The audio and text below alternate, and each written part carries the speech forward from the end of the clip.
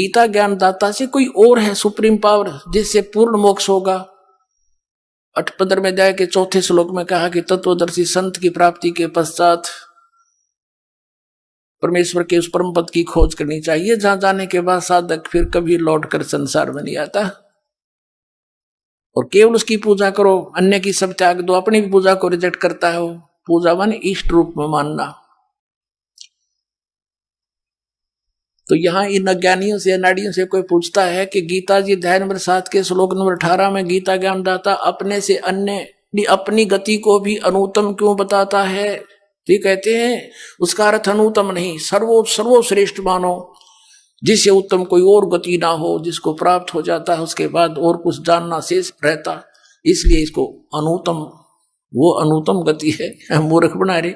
4ठी कक्षा के बालक ने पूछ ले, अगर इससे अधिक अच्छी कोई श्रेष्ठ गति नहीं होती, इनकी बात मान ले, तो ये 18वें अध्याय के 62वें श्लोक में कह रहा है कि उसकी शरण में जा, सर्वभाव से उस परमेश्वर की शरण में जा, जिसकी कृपा से तो परम शांति को प्राप्त होगा। 8वें अध्याय के 5 और 7 में गीता ज्ञानदाता अपनी साधना बताता है, मेरी पूजा कर मुझे प्राप्त होगा। और 8, 9, 10 में उस परम अक्षर ब्रह्म की पूजा, पूर्ण परमात्मा की पूजा के लिए कहता, उसके लिए तत्वदर्शी संत खोज ले। 4थे अध्याय के 34वें श्लोक में कहा। तो इन अनाड़ियों ने कह भी पता नहीं गीता जी का। गीता जी में है कितने हरे कृष्ण हरे राम राधे श्याम सीताराम ओम नमः शिवाय फलाना धकड़ा, है कोई मंत्र ऐसा? मूर्ख बना रहे कितने दिनों से हमारे को। अब इसलिए इस गीता ज्ञानदाता ने कहा है कि मेरी साधना में ये लीन ज्ञानी आत्मा अनुत्तम गति में ही सचित रहे। अनुत्तम कैसी? कि जिससे जन्म मृत्यु बार बार होती रहे, वो अनुत्तम है। और जहां जाने के बाद फिर लौट कर नहीं आते, वो ब्रह्म साधना से प्राप्त नहीं हो सकती। इन ज्ञानी आत्माओं ने हठ योग किए, ओम नाम का जाप किया, वेदों से प्राप्त करके आन उपासना, किसी देव की पूजा नहीं की। और ब्रह्मा जी को जब ये कमल के फूल पर बैठा था, वहां सचेत हुआ, इसको बेहोश करके कोमा में रखा हुआ था, वहां सचेत कर दिया कमल के फूल पर बैठा के। ब्रह्मा जी कहते हैं मुझे नहीं मालूम है कहां से आ गया। तो आकाशवाणी कर दी इस काल ने कि तप करो तप करो। इसने सोचा यह आकाशवाणी पूर्ण परमात्मा की है, और करी थी इस काल ने। उसके बाद ब्रह्मा जी को वेद प्राप्त हुए। वेदों में कहीं पर भी हठ योग तप योग करना नहीं लिखा। तो इस ब्रह्मा के इस लोक वेद से कि मुझे आकाशवाणी हुई है तप करने की, हठ योग करने लग गई। ये ओम नाम का जाप वेदों से ले लिया, हजारों वर्ष तक डले डोते रहे। गीता अध्याय नंबर 11 के श्लोक नंबर 47-48 में कहता, अर्जुन ये मेरा रूप जो तूने देखा, ये असली मेरा रूप है। इससे पहले किसी ने नहीं देखा, किसी को प्राप्त नहीं हुआ मैं। और मेरे इस रूप की प्राप्ति अर्थात मेरी प्राप्ति न वेदों वर्णित विधि से, न तप से, न जप से, न किसी क्रियाओं से कोई नहीं कर सकता। इति सिद्धम कि वेदों में वर्णित विधि ओम नाम से और जो भी साधना क्रिया करते हैं यज्ञों से परमात्मा प्राप्ति नहीं से कुछ अन्य लाभ हो जाते हैं।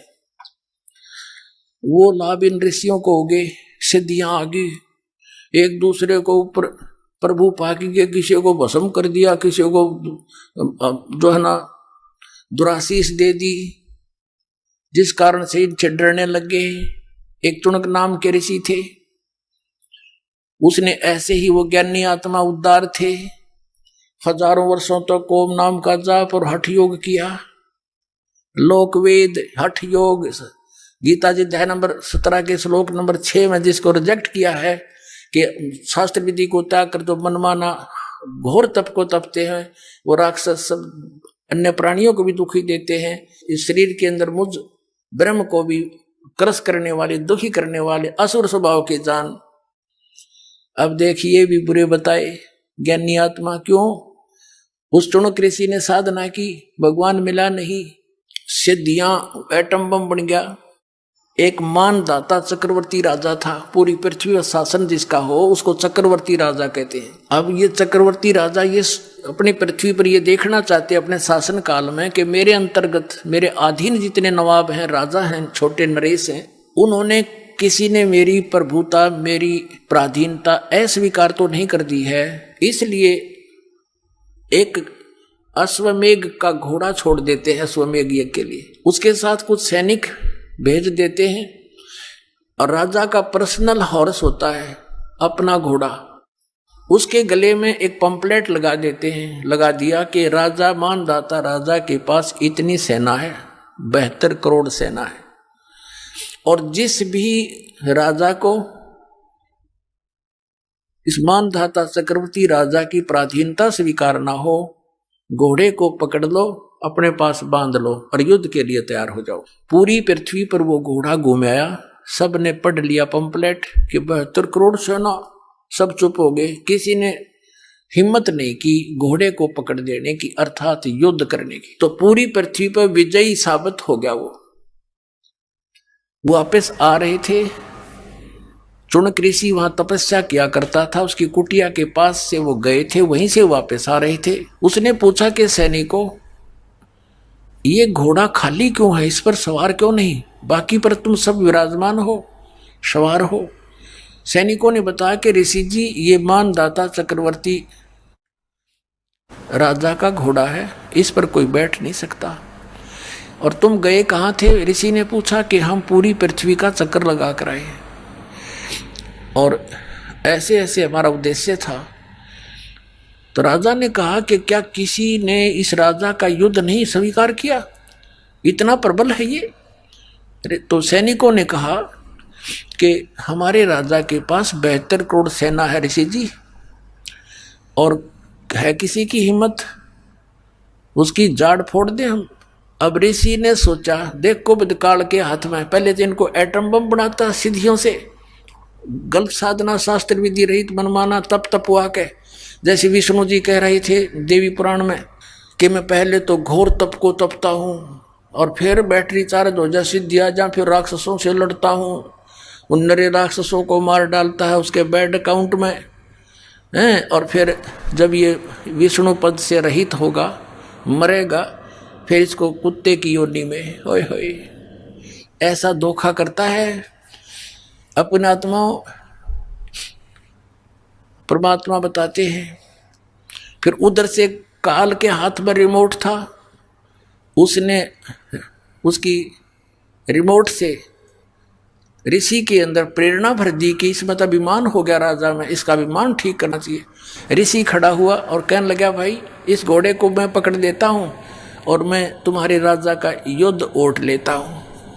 सैनिक कहने लगे, रे कंगले कंगाल, तेरे दाने खाने को नहीं, और युद्ध करेगा तो मानदाता चक्रवर्ती राजा के पास अपने फेरले माड़ा बोल वाला बैठ के, मत पंगे में पा दे, जप ले अपनी भक्ति कर, जो सा काम करया करे ऋषि वही कर तू। ऋषि बोला, भाई मन ने तो पकड़ दिया है घोड़ा, और जाओ कह दो तुम्हारे राजा ने। वह तो त्यार थोड़ा बांध दिया घोड़ा उसके वृक्ष के झोपड़ी जिस वृक्ष पर डल रही थी, राजा को आके सुना दिया कि ऐसे ऐसे पूरी पृथ्वी पर तो किसी ने आपका घोड़ा पकड़ा नहीं, एक चुनक नाम के ऋषि ने आपका युद्ध स्वीकार कर लिया। अब राजा को बताया गया मंत्रियों के द्वारा कि जी आज एक व्यक्ति ने हिम्मत करी है, कल दूसरा करेगा, ये राजनीति होती है, ऐसे तो सिर उठाएगी दुनिया, इसको कुचल डालना चाहिए। राजा बोला, जाओ 18 करोड़ सेना एक बार भेज दी तो उसके एक व्यक्ति को मारने के लिए, ताकि और भी डर जाए, भयभीत हो जाए कि इतनी सेना आ गई हो, तेरे की तो बड़ा तगड़ा राजा है। उधर से ऋषि ने अपने सारे जीवन में जो डले डोए थे उसकी 4 एटम बम बना दिए वचन से, सिद्धि का बहुत बड़ा एटम बम। ये साइंस वाले तो फेल उनके आगे, अगर किसी में वचन शक्ति हो संत के अंदर तो इन सारे फेल कर दे, वो वैसे वहीं के वहीं पानी बना दे। ऐसी सिद्धियां भी होती हैं। अब ऋषि ने अपनी 4 पुत्री बना ली, 4 एटम बम बना दिए अपनी सिद्धि से, अपनी शक्ति भक्ति जो सारा दिन सारे जीवन में डरे डोए थे। एक पुतली छोड़ दी, 18 करोड़ अक्षोणी सेना का कत्लेआम कर दिया, नाश कर दिया। राजा ने दूसरी टुकड़ी 18 करोड़ की भेज दी, ऋषि ने दूसरी पुतली छोड़ दी। 72 करोड़ सेना चक्रवर्ती राजा की नाश कर दिया। अब इसके बारे में सूक्ष्म वेद में बताते हैं बैतरक सोनी खा गया ये चुनक ऋषि सुअर एक, दे धारे जोरा फिर ये सभी काल के बेखे। हे भगवान, कबीर साहेब बुद्धि छोड़। परमेश्वर ने आके बताया कि ये 72 अक्षौणी 72 करोड़ सेना खा गया कौन? वो ऋषिवर, ऋषिश्वर, ऋषियों में भी श्रेष्ठों में भी श्रेष्ठ ऋषि के ये लक्षण है यहाँ के नकली ऋषियों के। इनको हम ऋषि कहीं तो राक्षस कहना चाहिए इनको। बता, ऋषि का क्या मतलब? पंगा लेने का। वो अपनी भक्ति करे, राजा अपना काम करे, जाने तो करता रहे। तो ये राक्षस स्वभाव को धारण किए हुए ये ऐसे लोग हैं। और इसलिए गीता ज्ञानदाता कहता है मेरी साधना भी उत्तम नहीं अनुत्तम है, इसे कुकर्म करेंगे फिर ये बाद में इसको करके ने। अब क्या बताया भगवान ने, कबीर साहब ने, कि 72 अक्षौणी खा गया, कतलेआम कर दिया, इसे खा ली वो। और चुनक ऋषि ईश्वर एक, ये दे धारे मौत फिरे। जोरा माने मौत, तुम न ऋषि को, ये तो चलते फिरते जल्लाद हैं, जल्लाद। थोड़ा सा इन्हें छेड़ दे जब तेरा जो नाश होगा। पहले संतों के ये काम होया करें। कबीर परमात्मा आए थे, भगवान पत्थर मारे, डले मारे, तेल के उबलते हुए सरसों के कढ़ाई में डाल दिया, टुकड़े टुकड़े कर दिए, फिर भी खड़े पाए मालिक, और किसी को बद्दुआ नहीं दी। ये होते महात्मा। सर्वगुण संपन्न है कबीर परमात्मा। वो पूर्ण विद्वान वही थे, जगत गुरु वही थे, और तत्वज्ञानी तत्वदर्शी संत वही थे, विद्वान वही थे, और भगवान वही है। अब कहते हैं 72 अक्षौणी खा गया वो चुनक ऋषि ईश्वर एक, ये दे धारे मौत फिरे है। ये जोरा, जोरा माने मौत है। ये ऋषि दे धारे मौत फिरे। ये सभी काल के भेख ब्रह्म तक की साधना की। इसे भेख माने टोल के टोल, झुंड के झुंड, ऐसे तो ये। और फिर क्या होगा इसके साथ? ये ऋषि इसने ओम नाम का जाप किया और हठ योग किया। अब हठ योग से तप, सिद्धियां प्राप्ति, ओम नाम से ब्रह्म लोक प्राप्ति। ये ब्रह्म लोक में जाएगा, वहां देवता बन जाएगा। उसके बाद फिर ये पुनक्षीण होने के बाद फिर पृथ्वी पर आएगा, राजा बनेगा। राजा बनकर किधर शिकारी बनकर शिकार मारेगा, दुनिया जीव हिंसा करेगा। राजा एक दूसरे के साथ लड़के करेगा, यानी फिर कर्म फोड़ेगा। फिर इसको कहाँ भेजेंगे? नरक में ठोकेंगे। नरक भोगकर फिर पृथ्वी पर आएगा, फिर ये कुत्ता बनेगा ये चुनक ऋषि। और इसके सिर में कीड़े पड़ेंगे, जख्म। और जितने ये जीव हिंसा करे थे बाणदाता चक्रवर्ती राजा के, वो कीड़े उसको चुन चुन कर खाएंगे। तो इसलिए गीता ज्ञानदाता 7वें अध्याय के 18वें श्लोक में कहता है कि ज्ञानी आत्मा है तो उद्धार। ये चले थे तो परमात्मा प्राप्ति के लिए, लेकिन इनको तत्वदर्शी संत ना मिलने से ये अपने आप निष्कर्ष निकाल कर एक दूसरे से सुन सुना कर और ये समर्पित हो गए मेरे पे।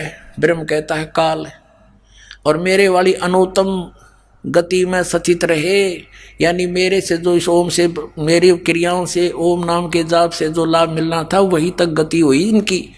और वो अनुत्तम गति है, अनुत्तम घटिया। अब इस तो बुंडी के घटिया होगी, सारे जीवन डले डोए, और फिर एटम बम बन गया बबूल का पेड़। आम के स्थान पर संत तो आम के पेड़ होने चाहिए, डले मानो उसको भी फल दे। और ये बबूल मड़ा हाथ ला दे तो गट जाए उस बेडिक ततीये की तरह। इनको ऋषि कहा करते थे हम। परमात्मा ने आंख खोल दी हमारी। तो इसलिए कहा कि ये है तो अच्छी आत्मा, लेकिन मेरे वाली अनुत्तम घटिया गति में स्थित रहे। क्यों? क्योंकि इनको तत्वदर्शी संत ना मिला। इसलिए 18वें अध्याय के 62वें श्लोक में कहा है कि अर्जुन तू सर्वभाव से उस परमेश्वर की शरण में जा, उसकी कृपा से तू परम शांति और सनातन परम धाम को प्राप्त होगा। तो पुण्यात्मा, परमात्मा ने 600 वर्ष पहले कहा था, 3 देव की जो करते भक्ति उनकी कदे ना होवे मुक्ति। और आज इन सब सदग्रंथों ने समर्थन किया, Kabir is God, Kabir is God. बोलो सतगुरुदेव। परम पिता परमात्मा पूर्ण ब्रह्म सारी सृष्टि के रचनहार, पूर्ण परमात्मा सर्व सृष्टि रचनहार, ये कबीर साहब जी हैं, कबीर परमेश्वर जी हैं। ये हम सभी आत्माओं के पिता हैं। पूरी सृष्टि असंख्य ब्रह्मांडों के रचनहार है।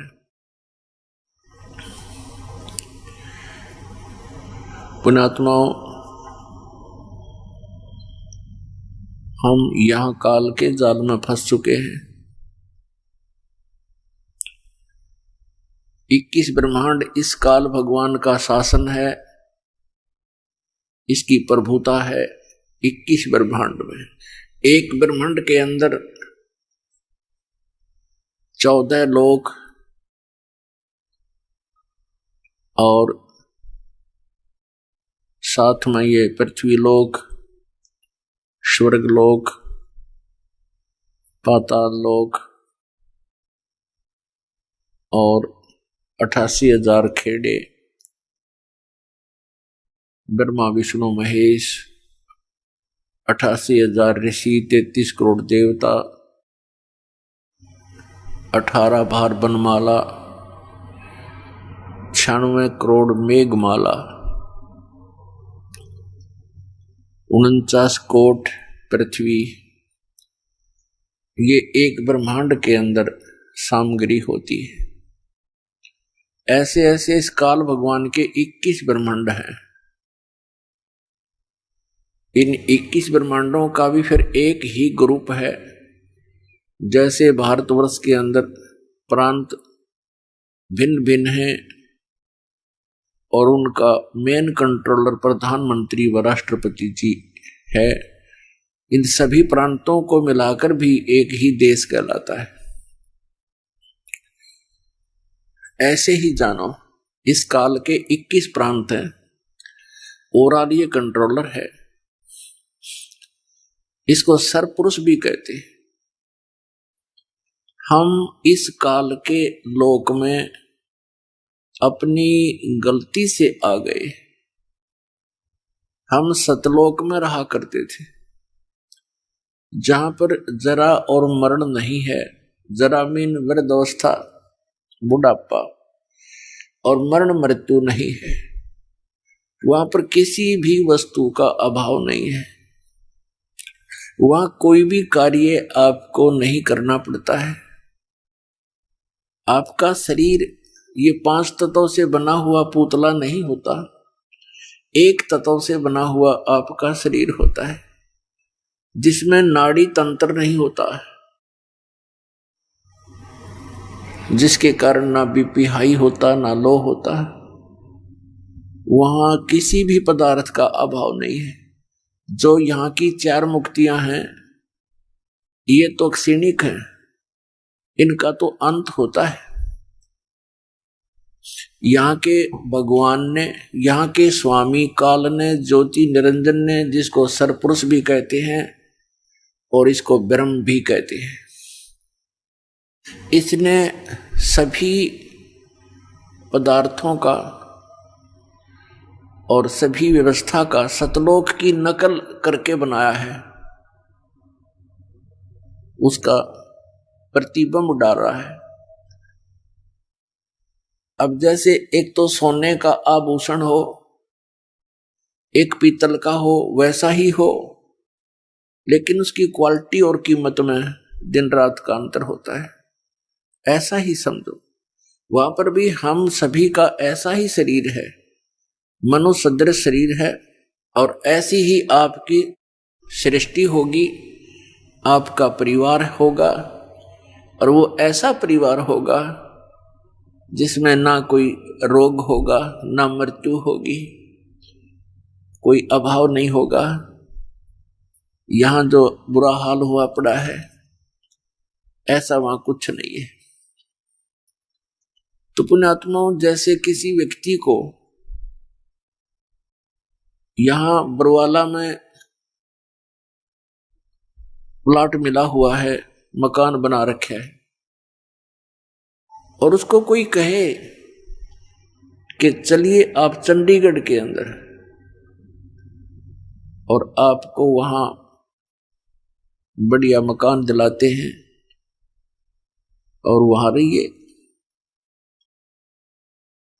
तो जिस व्यक्ति को वो तुलना का पता होगा कि वो बहुत अच्छा शहर है, बरवाला की तुलना में वहां सब सुविधाएं अधिक हैं, तो शायद ही कोई ऐसा होगा जो वहां ना जाने की इच्छा करे, और वहां व्यवसाय यहां से अच्छा होगा, बहुत अच्छा होगा, कोई 1000 गुना होगा, तो तुरंत त्याग देगा बरवाला को। तो जब तक आप जी का ये विश्वास नहीं होता कि सतलोक के अंदर ऐसा सुख है, तो आपकी इच्छा बन ही नहीं सकती। तो ये कहां से विश्वास हो, उसका कुछ आधार तो बनाना ही पड़ेगा आपने, कि हम इस आधार से तो मान सकते हैं कि वहां ये व्यवस्था है।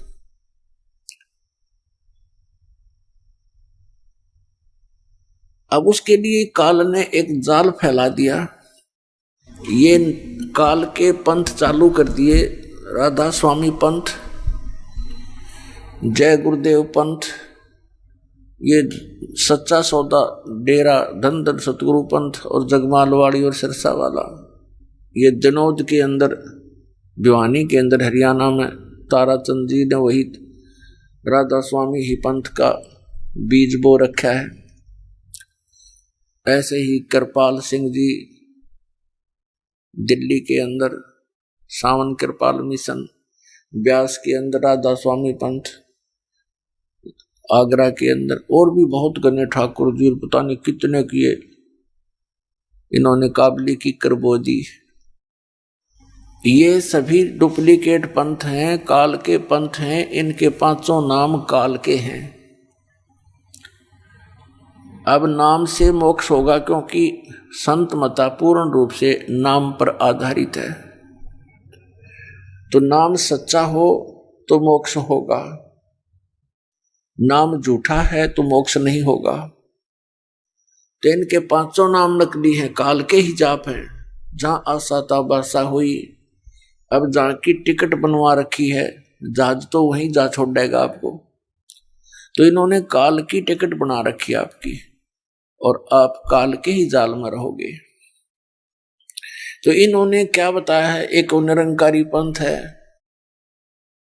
और एक ये अंसादेश पंथ है, जो सतपाल जी महाराज और ये प्रेम राउत, बाल योगेश्वर जी अमेरिका दीवनों के बहुत गुना प्रचार कर रखे। काबली की करता अपने आप उग जाया करे, ना बोने की जरूरत ना पड़ती, ना देखभाल की हो सकता।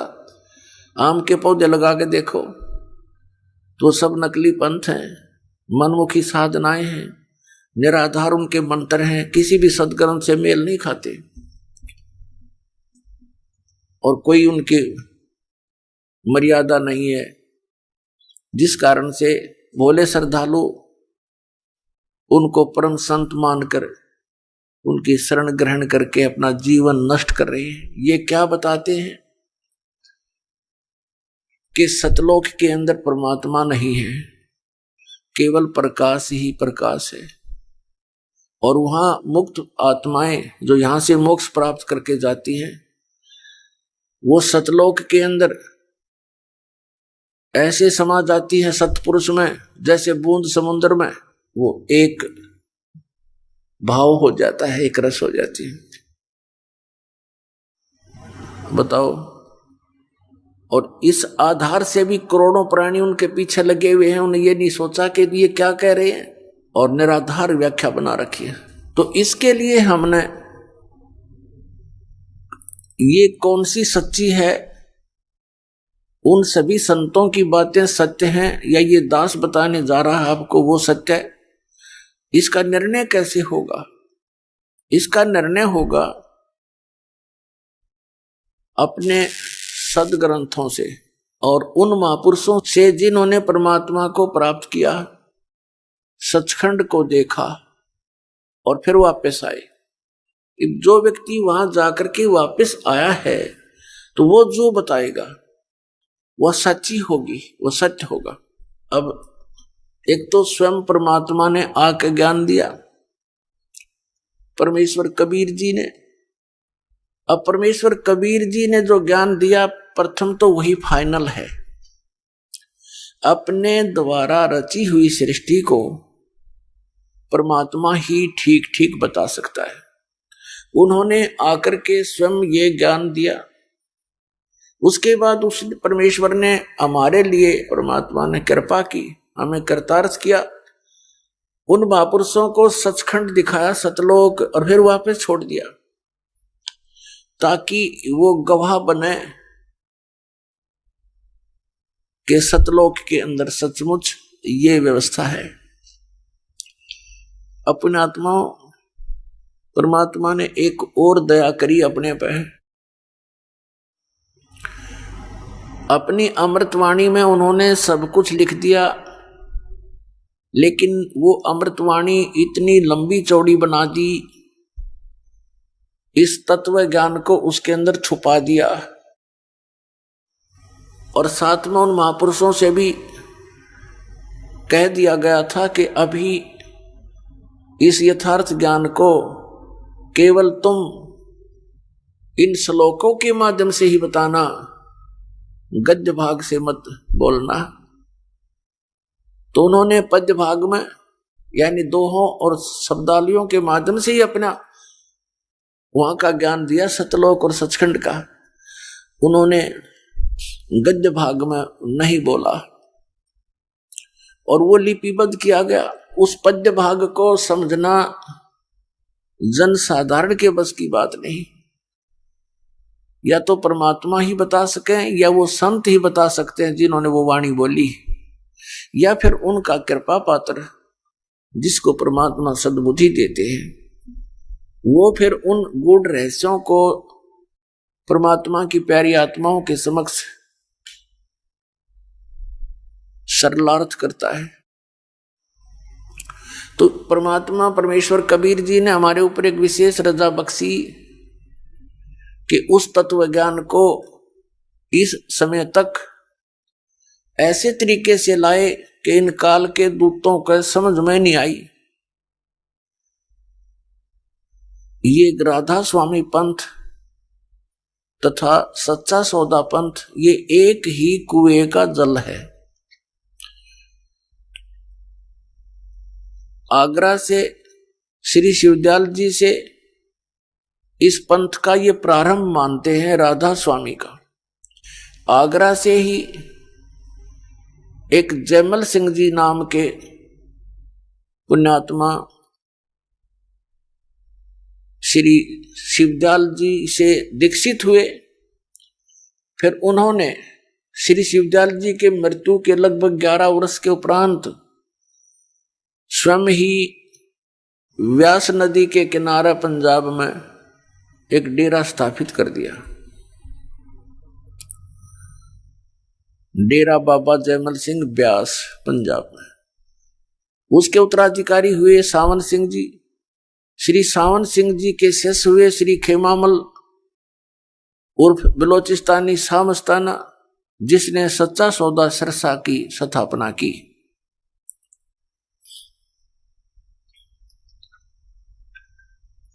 अपने आत्मा समझदार को संकेत ही बहुत है। इन महापुरुषों को सचखंड का कख भी पता नहीं ना, सतपुरुष के बारे में जानकारी, और इतना टोल जोड़ कर काल के मुंह में झोंक दिया। करोड़ों व्यक्ति फूंक दिए, उस काल के जाल में डाल दिए इन्होंने, और अब भी ना मानते। अब इनके गुरुओं ने एक मीटिंग की, राधा स्वामी, धन सतगुरु, जय गुरुदेव, इन सब ने मिलकर आगरा में। और उसमें उन्होंने पहले तो ये देखा कि क्योंकि उनके भक्तों की शिकायत गई कि जी आपके विषय में एक रामपाल संत ऐसे ऐसे बोलता है, वो तो बहुत गलत कह रहा है। उन्होंने मीटिंग की, हमारी यहां से सीडी ले गए। वो उन्होंने सीडी देखा और सबको वहां बुला लिया। 600 एकड़ जमीन किराए, पहली जनवरी की बात है 2012 में जनवरी में, और खड़ी फसल का मुआवजा दे दिया। और ये सब जगह मुनादी करवा दी कि सबने आना है, गुरुजी एक नवी गल दसेंगे। तो इस श्रद्धालु तो पहुंच जाते हैं, पता नहीं क्या फार्मूला और बताओगे भक्ति का। कई लाख व्यक्ति इकट्ठे हो गए, 600 एकड़ जमीन, उत्तराखंड जमीन, करोड़ों आदमी आ जाए उसमें। पहले तो उन्होंने डिस्कस किया कि रामपाल का क्या करें इसका। अब रामपाल का क्या करेंगे, पहले तो अपनी किताब पर न फूको इन, जब रामपाल का करियो के मैं करोगे थे। तुमने लिख रखी तुम्हारे प्रवचन तुम्हारा ही ज्ञान दास तो पढ़ कर सुनावे है भाई, पुस्तक मोल ले रखी है, आप पढ़ो औरों को पढ़ाऊं, देखो ये महापुरुष ऐसा ज्ञान देते। फिर सीडी दिखाई, उनका नहीं समझ में आई कि अभी केस करेंगे तो किस पे करोगे, इनकी दूरी पोल खोल लूंगा। फिर करके देखो एक बार, अगर ये थोड़ा सी हिम्मत कर लेते इस पर बैन लग जाए पूरे पंथ पे, इसका एक भी शब्द जनता में नहीं जा सकता इनका, ऐसा बेहुदा ज्ञान है इन लोगों का, कख भी नहीं पता, दुनिया को करोड़ों लोगों को डबो दिया। फिर उन्होंने नवी गल ये दसी सबको कि किसी की पुस्तक नहीं पढ़ना और किसी की सीडी भी नहीं देखना, वो नहीं लेना। ये नवी गल दस का सबका थपकी मार के भेज दिए। अब वो श्रद्धालु बेचारे वो इन्हों सोचे गुरु जी का आदेश हो गया, हमने किसी की पुस्तक नहीं पढ़नी। उनको इन्हों ना पता ये काल के जाल में बांध दिए, तुम कति गठड़ी बांध के दर दिए और झोंक देंगे उनके अंदर। ज्ञान पढ़ने में क्या दिक्कत, हमारा भी पढ़ो और उनका भी पढ़ो, हमारा भी सीडी देखो उनकी भी सीडी देखो, तब निर्णय होगा कहां जा रहे हो तुम। तो कहने का दास का तात्पर्य ये है कि इनके पास न तो कोई ज्ञान है मंत्र पांचों काल के, और ये सिरसा वाले सच्चा सौदा वालों ने थोड़ी सी भिन्नता कर ली। किसी ने कह दिया होगा कि ये तो ज्योति निरंजन ओंकार ररंकार सतनाम आदि ये तो सारे ही काल के जाप है, सतपुरुष का तो जिक्र भी नहीं इसमें। तो इन्होंने अपनी सूझबूझ से कि लोग नो ना कहेंगे ये काल के नाम हैं, 3 नाम चला दिए, सतपुरुष अकाल मूर्त शब्द स्वरूपी राम। और यूं कहते किसी को बताना नहीं। अब श्रद्धालु तो ऐसे होते हैं भाई नहीं बताना। अब ना बताने का कारण क्या होता है वो बताएगा दास आपको। अब ये अकाल मूर्त शब्द स्वरूपी राम और सतपुरुष ये तो एक ही परमात्मा के महिमात्मक वचन शब्द हैं और पर्यायवाची है, जैसे जल पानी नीर, जल पानी नीर। अब जल कह दो, 3 कहने की क्या आवश्यकता है, जल कहो चाहे पानी कह दो चाहे नीर कह दो। जल पानी नीर कहने से मोक्ष हो जाएगा, यानी सतपुरुष काल मूर्त शब्द स्वरूपी राम ये रटते रहो, नहीं। उसको तो हमने खोजना है, पाना है, जिसको सतपुरुष कहते हैं। जैसे जल है, जल को तो हमने पाना है, वो कितना आवश्यक है हमारे जीवन के लिए, तो वो कैसे मिले ये प्रोसेस अलग है, ये प्रोसीजर न्यारा है। बोकी लाओ, पाइप लाओ और फिर बोकी मारो, जमीन के अंदर जल है वहां से प्राप्त करना है, और फिर जब बोकी और पाइप का कार्य जल तक पहुंचना है, जल को बाहर निकालना नहीं बोकी और पाइप का कार्य है। उसके बाद फिर मशीन लगेगी हैंडपंप, वो हैंडपंप की भी फिर प्रैक्टिस करनी है, उसकी सेवा करनी है, उसका अभ्यास करना है। तो जब जल निकलेगा बाहर जिसको हम खोज रहे थे, जल पानी नीर करने से नहीं, वो प्रोसेस अलग है, वो प्रोसीजर न्यारा है, वो इंस्ट्रूमेंट अलग है जिनसे वो साधना की जाएगी। 2 अक्षर का सतनाम है जिसमें एक ओम मंत्र है, एक तत् मंत्र सांकेतिक है। इसकी बोकी लगानी है श्वास उश्वास से, ये 2 अक्षर का सतनाम है। एक संत मत प्रकाश भाग 4 है, श्री सावन सिंह जी द्वारा लिखी हुई, उसके वचनों का संग्रह।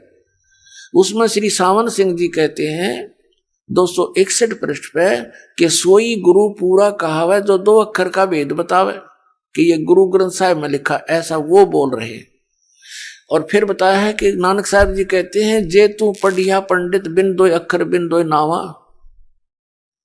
प्रणवत नानक एक लंघाए जे कर सत समावा। नानक साहब जी कहते हैं कि हे पंडित, यदि तू 2 अक्षर के उस नाम बिना चाहे सारे ग्रंथों को घोट ले इसे कोई लाभ नहीं होगा। अगर तूने ये 2 अक्षर नहीं पढ़े, नहीं जाप किया तो यूजलेस है। फिर कबीर साहब का रेफरेंस दिया है कि कह कबीर अक्षर 2 भाग, होगा खसम तलेगा राख। अब कबीर साहब कहते हैं 2 अक्षर के मंत्र का तू जाप कर, भाख माने बोल, जाप कर। और यदि इन 2 अक्षर के नाम, यो सतनाम है, ये सतनाम जाप का नहीं है, ये 2 अक्षर का नाम सतनाम है। और होगा खसम तलेगा राख, यानी इस नाम का अधिकारी इस पृथ्वी पर 21 ब्रह्मांड में इस दास के अतिरिक्त कोई नहीं है 2 अक्षर के नाम को देने वाला। इनको पता ही नहीं, देंगे टट्टू ये।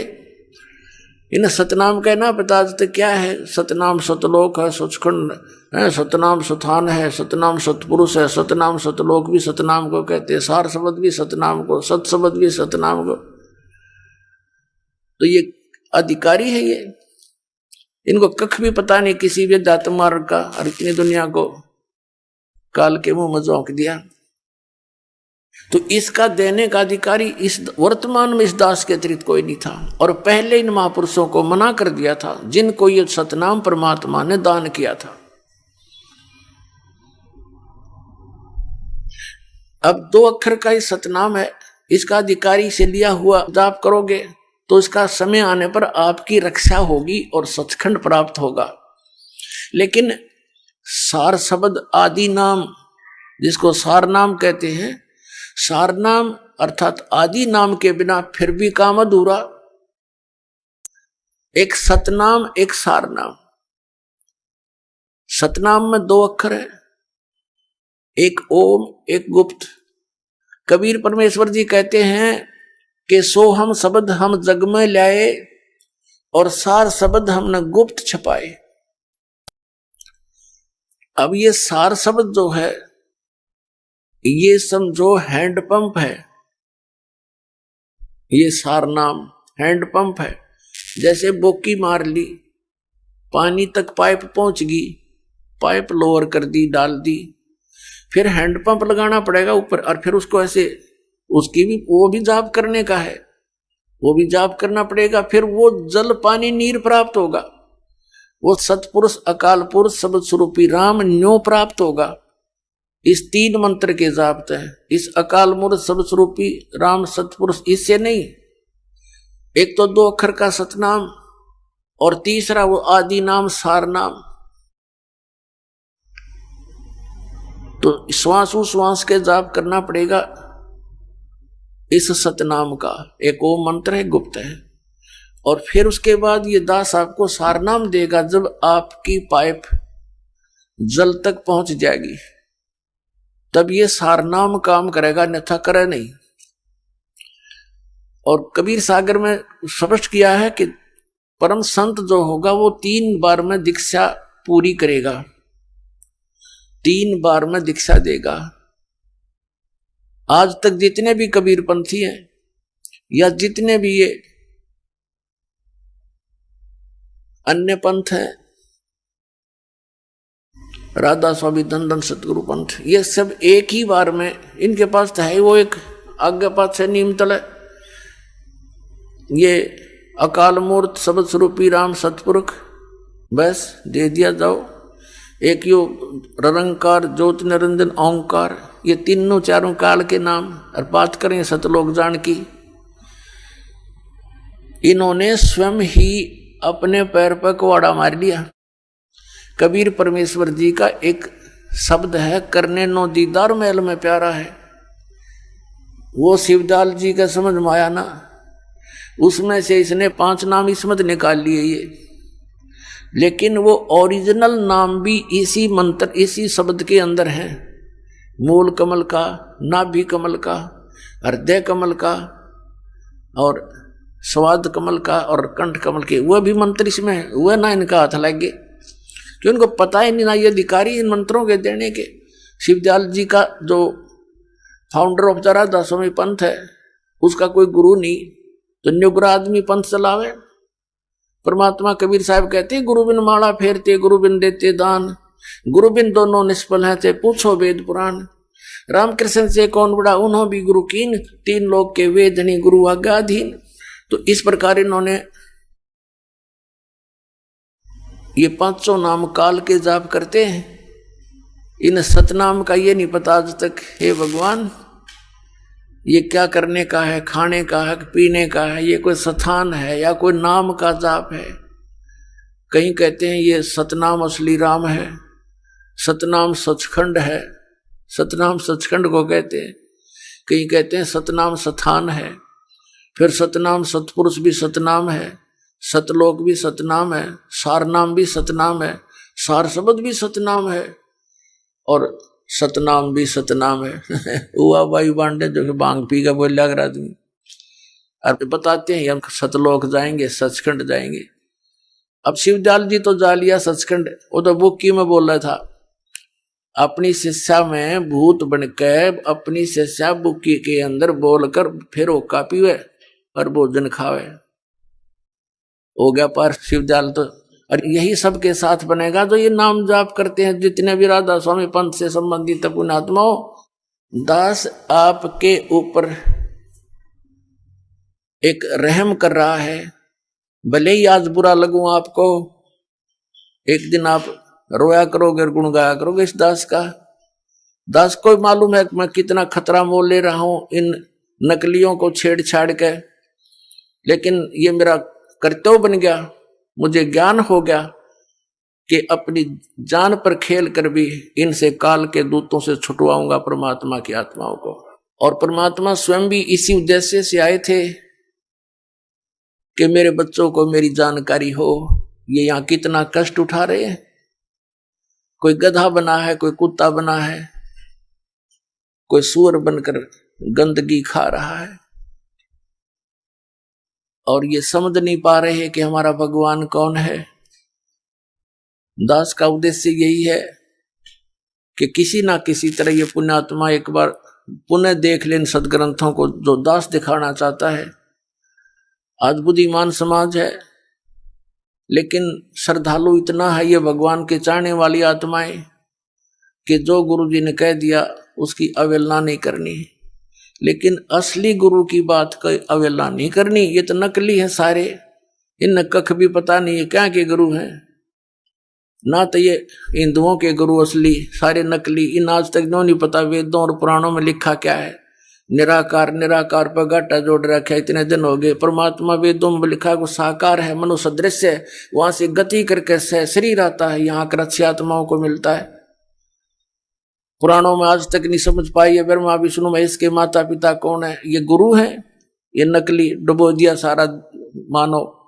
तो पुण्यात्माओं अब जागो, ध्यान से इस दास के वचनों पर कुछ अमल करो, देखो अपने सदग्रंथों को और संभलो और चलो सतलोक में जहां कोई कष्ट नहीं।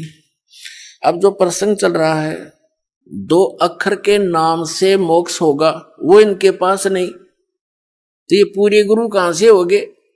कुछ तो सोचो, इनकी अपनी कलम से लिखे हुए पर तो देख लो ये कितना ज्ञान रखते थे। तो अब दास जो निर्णय करके आपको देना चाहता है कि कौन सा ज्ञान ठीक है कौन सा गलत है, इसका निर्णय हम परमात्मा की अमरवाणी से, जिसने स्वयं आकर के बताया, साथ में उन महापुरुषों को जिनको हम मोक्ष प्राप्त मानते रहे हैं और उनके द्वारा उनके अमृत वचनों को अपने सत्संगों में भी लेते रहे हैं। राधा स्वामी, धन धन सतगुरु, जय गुरुदेव वाले, ये सभी वो कौन है? स्वयं परमेश्वर, परम पूज्य कबीर परमेश्वर जी, आदरणीय धर्मदास साहिब जी, आदरणीय मलुकदास साहिब जी, आदरणीय नानक साहिब जी, आदरणीय दादू साहिब जी, आदरणीय गरीबदास साहिब जी, गांव छुड़ानी, जिला झज्जर, हरियाणा वाला, आदरणीय गीसा दास साहिब जी, गांव खेखड़ा, उत्तर प्रदेश, जिला मेरठ, आदरणीय गरीबदास साहिब जी और आदरणीय गीसा दास साहिब जी के विषय में इन राधा स्वामी पंथ वालों को विशेष ज्ञान नहीं था, ये भी रजा थी दाता की। इन्होंने इधर ध्यान नहीं दिया क्योंकि इनके अंदर काफी निर्णायक तरीके से उस सतनाम का जिक्र किया हुआ है। तो इन्होंने ऊपर जितने भी महापुरुष आपको बताया उनकी वाणियों को ये सत्य मानते हैं, उनको मोक्ष प्राप्त मानते हैं। उन्होंने परमात्मा को बताया कि वो मनुष्य दृश्य है और वही परमात्मा, पूर्ण परमात्मा सतपुरुष स्वयं आकर के इन महापुरुषों को मिले हैं। आदरणीय नानक साहिब जी को बेई नदी के ऊपर सुल्तानपुर शहर पश्चिमी पाकिस्तान में है, पहले ये भारतवर्ष ही था, तो वहां नदी पर स्नान करने के लिए गए हुए थे। वहां परमात्मा आए जिंदा महात्मा के रूप में, और प्रत्यक्ष दृष्टा भी ये देखते हैं कि एक संत के साथ वो दरिया में छलांग लगा के बाहर नहीं आए। परमात्मा ने उनको अंतर्ध्यान किया। कबीर परमेश्वर जी ने बाबा जिंदा के रूप में आए थे, वो अंतर्ध्यान करके नानक साहिब जी को जिधर जल जा रहा था उससे विपरीत दिशा में ले जा करके कहीं उनके शरीर को छुपा दिया। आत्मा को लेकर के सचखंड गए। वहां नानक साहिब जी ने देखा सतपुरुष को, कबीर परमेश्वर को, जो नीचे से जिंदा बाबा के रूप में उनके साथ गए थे। ऊपर जाकर के परमात्मा सतलोक के अंदर एक बहुत बड़े सिंहासन पर विराजमान है, बहुत बड़ा गुमज है वहां पर। उस गुमज के अंदर एक मंदिर नुमा गुमज है, उसके बीच में बैठे हैं परमात्मा, और नीचे से गए थे बाबा जिंदा के रूप में कबीर साहब नानक जी के साथ में। चौर करने लगे कबीर साहब यानी बाबा जिंदा के वेश में, अपने ही दूसरे रूप जो तख्त पर विराजमान थे परमात्मा अन्य रूप में, जिसके एक रोमकूप में करोड़ सूर्य मिला दे करोड़ चंद्रमा, ऐसा एक रोमकूप का प्रकाश। तब नानक साहिब जी ने अपनी सोच से ये सोचा कि रब तो ये है जिड़ा तख्त पे बैठा है। इतनी देर में क्या हुआ कि तख्त पर बैठे हुए तेजो में शरीर युक्त परमात्मा खड़े हुए और कबीर परमेश्वर जी विराजमान हुए। जिंदा बाबा वाले रूप में नीचे से गए थे और तेजो में शरीर जो था वो चौर करने लगा। बाबा जिंदा वाले वेश पर अपने ही दूसरे रूप पर